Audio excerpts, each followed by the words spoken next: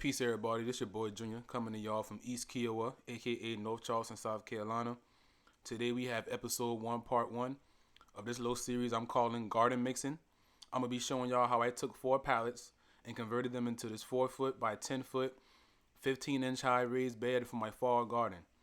This is part 1 where I'm gonna show y'all the start all the way to the installation, and in part 2 I'm gonna show y'all how I got this the soil and the seedlings in there. Hope y'all enjoy. Let's go. So the location for this raised bed is in my yard where the previous owner had a flower garden. I took it up this past spring with hopes of planting spring and summer crops directly into the soil, but I ended up just putting 2 cucumber plants in some pots next to the fence. I still tilled the soil. I added some organic garden soil and some mushroom compost and planted a few blueberry bushes and a raspberry bush, but none of them did well. I don't know what I did wrong, but I'll revisit that next season. So, because none of the berry bushes were providing any fruit, I left this bed alone, which is why it looks so crazy. You should never let your garden bed get this bad, but I came in and took care of it so I could build this raised bed. And I'm also like a weed pulling champion. I earned my stripes down at Fresh Future Farm on the Macon. I had this internship on the Naval Weapons Station here in Charleston, and when I would get off work, I would go by Fresh Future Farm and volunteer. And every day when I got there, it was like right around 4 or 5 o'clock. It was just weeding time. At the end of the day, that's when they did all of their weeding. So I came there just in time to get weeding done, and I would sit there and just weed for hours and hours and hours. And this was back in the summer of 2017. So I come from a family of people that garden, live off the land, having yard birds, getting the medicine out the woods and all that. Like that's where I come from. But I never really practiced it growing up. But working at Fresh Future Farm just made me realize how much of it was already in me. Made me want to go back and talk to my elders, talk to my granny, ask her about how they used to do stuff, plant my own gardens, get my own chickens. So um, I'll forever have like a special place in my heart for Fresh Future Farm. Y'all should go by there and show them boys some love. They on Success Street and have a beautiful farm. Hopefully mine can look like theirs one day. And this is a very great feeling, weeding for hours and looking like this right here. Those are the 2 parts right there where I had the cucumber plants. These are the blueberry bushes. I didn't do much. I actually got rid of these. I don't know what I did wrong. Like I say, I don't really want to talk about it. This is an emotional thing for me because I really wanted some blueberries for me and my churn. But I'm going to try again next season for sure. I'm going to move them somewhere else. But these parts right here ran up on this fence. In my trellis video, I was telling y'all how like a fence is pretty much a trellis. The weeds started coming up through that part in soil, but these are all them cucumber. Oh, these not cucumber leaves right here, but these big green leaves right here. Actually, like it was ready to come back a little TT, but I just went ahead and got rid of it because I was on a mission, man. I really want this bed in my yard, and I'll put my cucumber somewhere else next season. I decided to use pallets because for the most part, pallets are free. I know people just they beg you to take their pallets sometimes, so I drove like not even a mile from my house, and I got me a little stash of pallets. So I went and grabbed 4 of them. 4 was all I could fit in my truck, and I was hoping that it was going to be enough for me to build this bed. And how I went about determining that was I went through and I measured each little individual panel. I wrote the measurement down and then went over there and did some math. So I know how much I converted the 4-foot by 10-foot into inches and just added up each panel and seeing how many panels I had. And it's a lot of math. I didn't want to bore y'all with the math in this video.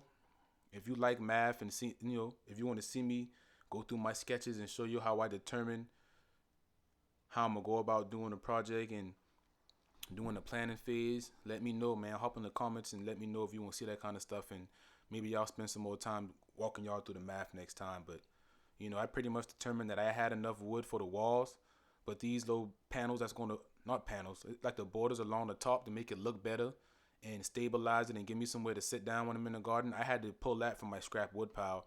I do a lot of different building projects, and I'll add some building videos to the channel eventually, but I keep some scrap wood in my backyard where I take and cut up wood and leave it over there.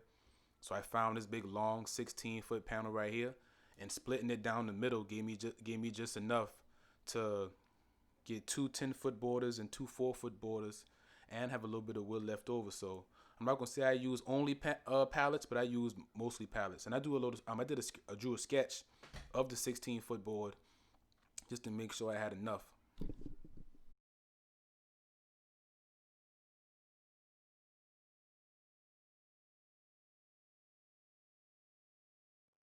So for every panel that went across this each pallet gave me enough to make two strips of wood, because pretty much I just cut the pallet in half essentially. I didn't literally do that, but I don't know if y'all familiar with how a pallet set up, but it got them three pieces of wood going vertically and then like all the different panels going across. So I went on either side of that board in the middle and just cut and just cut through the wood. And I came right here and measured to make sure that I had enough wood to get 15 inches on each one, because it was these little nails in here and I didn't want to fool around with them. So instead of trying to take them out, I just cut around them.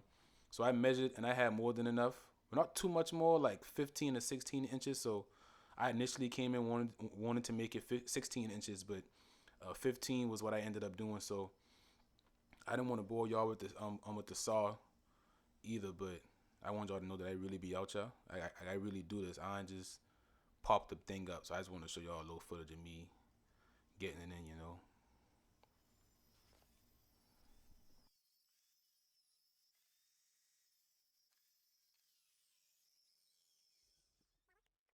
So outside of those pieces off the pallet that I cut, that I actually made the walls and those borders I was telling you about, I needed some more boards to lay across the back of the wall. So all those pieces of the pallet that I'm gonna use for the wall, I'm gonna lay them down, measure 4 feet for the 4 foot side, and instead of doing a 10 foot side, I'm gonna just do two 5 foot sides for each side, and I'm gonna lay a strip of wood across the back of them and screw them in to make a wall. And this little device right here I got, I don't even know what it's called. I'm not a carpenter by any means, but somebody gave it to me, and pretty much it allowed me to cut directly through the middle of these panels. And I just drew like a rough line up the middle. It wasn't perfectly in the middle, but it looked pretty close, you know. Got them going down the middle. 4 foot. So I got a wooden deck on the back of my house, and I just used the corner of it and measured from the corner out 4 feet. And my calculations were correct. I had enough to do that one perfectly, and I measured from the bottom up to 15 inches. And I just drew some lines across the top of each of these to make sure it was 15. I used a little speed square to like hold it to the bottom of each one to make sure it wasn't too slanted. It's gonna be on the ground, and it ain't gotta be perfect. I try to be perfect as much as I can, but you know, and if it was like a real dramatic slope on the bottom of it, I'd cut it. But for this right here, I ain't had to cut them because it was relatively straight. So like I said, I got this board going along the back, and this was gonna hold all the pieces together. I used 2-inch screws for this. Looking back, you should definitely use something shorter, but that's all Walmart had at the time. So I got that, and this boiled linseed oil, I saw this online. It's how you seal wood and protect it, and it gives you like a longer life. I pre-drilled each hole because you know, pallet wood is kind of old, and when you pre-drill, it helps to prevent like cracking and splitting. So like I said, I'm gonna do two 4 foot pieces and four 5 foot pieces for the 10 foot side. So this how it look. All I gotta do is stain them now, will be good. Outside, they've been in they tearing that house up. You want a popsicle? Yeah. Oh, too cute. Sitting down. What color you want? Blue. Oh, you gotta speak faster. I'll color blue. Grab a purple one, Penny. Oh, y'all welcome. Y'all welcome. Oh, okay. Somebody got some manners. Penny don't care about nothing. Y'all keep doing y'all thing, all right? I'm gonna finish up. Stay cool. As y'all can see, nothing fancy going on, bro. I got me a little solo cut, an old brush I found in my shed, and I'm gonna just put it on there thick to make sure it look good. It give it this little yellow or like golden tint.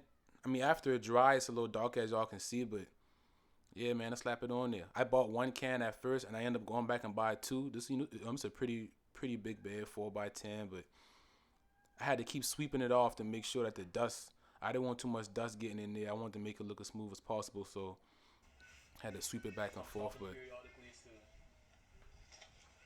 tighten up clean up my workstation.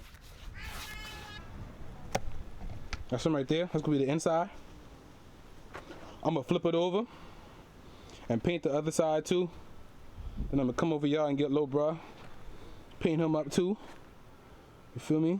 And then, you know, the sun it ain't going down. It's probably about 4 or 5. It don't really get dark till about 8. I know I can finish these before it get dark.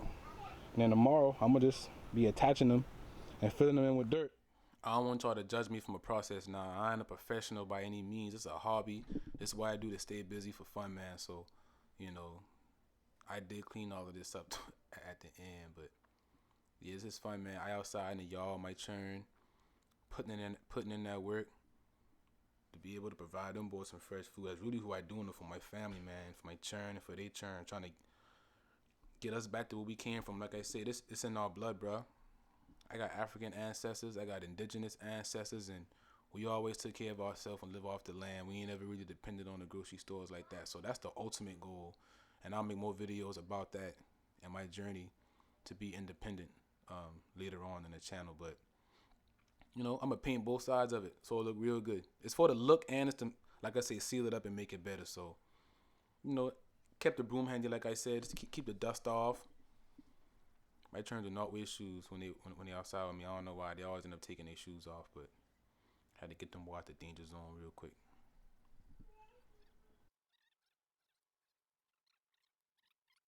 So before I go in this house and take care of these churn. All right, there's one 4-foot side oiled up. Other 4-foot side, it ain't oiled up yet, but I'm about to oil it up. I'm gonna take another little break real quick and go haul at my churn, come back outside, and we go finish it up. Y'all notice the outfit changes, right? I did this in just one day. I ain't trying to fool nobody. I did this over like 3 or 4 days, but so I brought all of them to the front yard.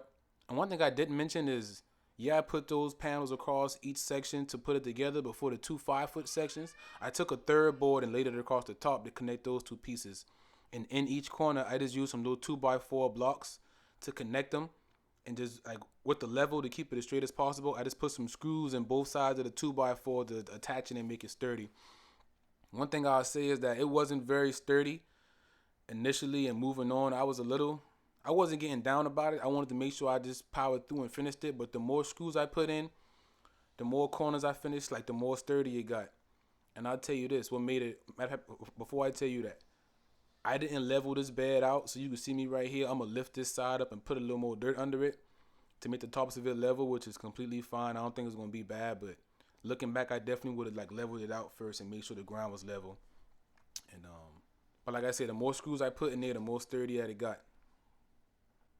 And I'm real comfortable with y'all. You know, I want my YouTube family to be my family, so I ain't going to hide my accent or, you know, my first language, or my first language, as you could say.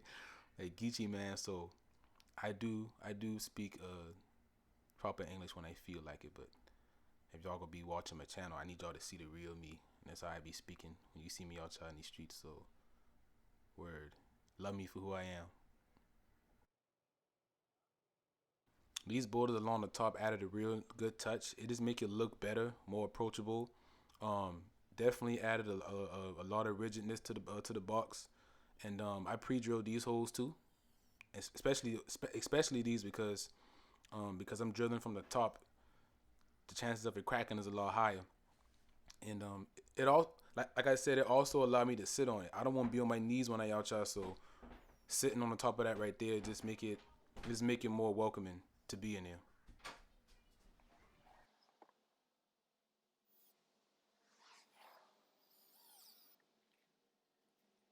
The rain get ready to come down.